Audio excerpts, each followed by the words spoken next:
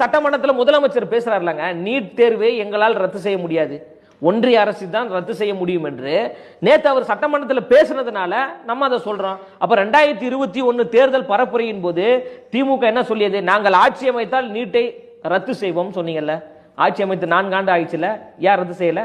வந்தோன்னு முதல் கையெழுத்தை நீட்டு ஒழிப்பு தானே சொன்னாங்க. நீட்டை ஒழிப்பதற்கான ரகசியம் என்னிடம் இருக்கிறது என்று உதயநிதி ஸ்டாலின் அவர்கள் சொன்னாரா இல்லையா? எங்க அந்த ரகசியம் தொலைஞ்சிருச்சா? தேடி கண்டுபிடிச்சு தரட்டுமா நானு? இப்ப எதுக்கு மக்களை நீங்க ஏமாத்துறீங்க?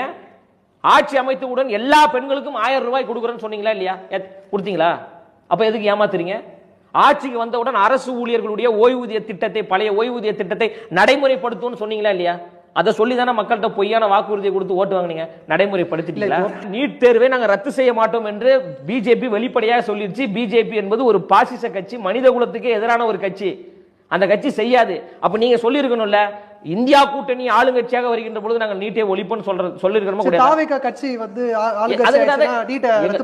நாங்க ஆட்சியில கிடையாது, நாங்க அதிகாரத்துல கிடையாதுங்க.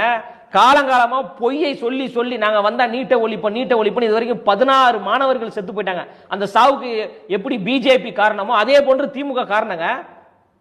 ரகசியம் இருக்கு ரகசியம் இருக்கு ரகசியம் இருக்குன்னு யாரை ஏமாத்துறீங்க நீங்க? அதான் எங்க தலைவர் அவர் சொல்லி இருக்காங்க. நீங்க ட்வீட் போட்டிருக்காங்க, கண்டித்து அறிக்கை விட்டுருக்காங்க. என்ன காலங்காலமா ஏமாத்திட்டீங்க மக்கள்? உங்களுக்கு இழிச்சவா இருக்கலாம் உங்களுக்கு.